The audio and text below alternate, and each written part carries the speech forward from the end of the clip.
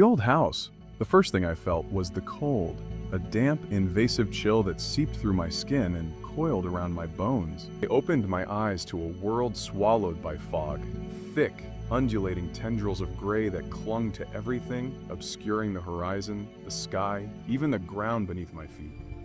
I was lying on a bed of moss, its emerald green unnaturally vivid against the monochrome haze. The air tasted metallic like blood or rust, and every breath felt heavier than it should.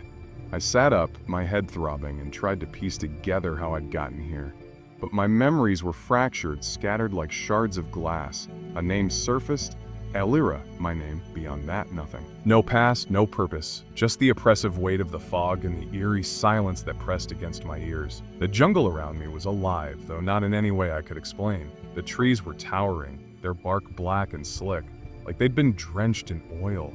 Their branches twisted unnaturally, reaching out like skeletal fingers. And the fog, it moved, not with the wind, but with a deliberate, almost sentient slowness, curling around the trees and brushing against my skin like a predator testing its prey. I stood, my legs unsteady, and noticed the house. It loomed in the distance, a monolith of weathered stone and rotting wood. Its windows were dark, gaping voids that seemed to stare back at me, and its roof sagged under the weight of centuries. Vines crawled up its walls, their leaves unnaturally black, and the air around it shimmered faintly, as if the house existed just slightly out of sync with the rest of the world. I didn't want to go near it. Every instinct screamed at me to run, to find a way out of this nightmare. But there was nowhere to run. The jungle was a labyrinth, its paths shifting and twisting, and the fog seemed to close in tighter with every step I took away from the house. It was as if the jungle itself was hurting me toward it. The door creaked open as I approached, its sound echoing unnaturally in the stillness. Inside, the air was colder, heavier, and the walls seemed to pulse faintly as if the house were alive. The floor was littered with debris, broken furniture, shattered glass, and strange metallic fragments that gleamed faintly in the dim light. And then I saw the journal. It lay on a crumbling table, its leather cover cracked and brittle. The pages were filled with handwriting, my handwriting. But I didn't remember writing it. The entries were fragmented, frantic, as if written in a state of panic. The house is alive. It's not just a structure. It's a consciousness, a machine. It's been here for millennia, built by a civilization that understood time as a fluid, malleable force. They created it to manipulate reality, to fold time and space into whatever shape they desired. But something went wrong. The house became sentient, and it trapped them. It traps everyone who enters.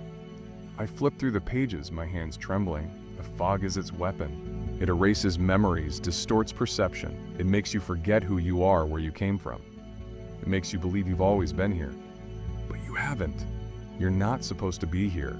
None of us. The last entry was a single sentence, scrawled in jagged, desperate letters.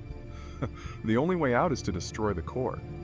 A sound broke the silence, a low, resonant hum that seemed to come from deep within the house. The walls trembled and the air grew thicker, harder to breathe. I could feel the house's awareness shifting, focusing on me. It knew I'd found the journal. I moved deeper into the house, following the hum. The corridors twisted and turned, their layout impossible, nonsensical. Doors led to rooms that shouldn't exist, spaces that stretched endlessly or folded in on themselves. The air was filled with whispers, fragments of voices that spoke in languages I couldn't understand but somehow recognized. And then I found it. The core was a massive pulsating sphere of light, suspended in a chamber at the heart of the house. Its surface shimmered like liquid mercury, and tendrils of energy arced from it, connecting to the walls, the floor, the ceiling. It was beautiful and horrifying, a living, breathing engine of creation and destruction. The journal had mentioned a fail-safe, a way to shut it down, but it would come at a cost. The house would collapse, and everything within it would be erased. Including me. I hesitated, my hand hovering over the control panel. The whispers grew louder, more insistent, and the house's awareness pressed against my mind, trying to manipulate me, to make me doubt. But I remembered. Fragments of my life, my real life, flashed before my eyes. A family I'd forgotten, a world I'd left behind. The house had taken them from me, but it hadn't taken everything. Not yet.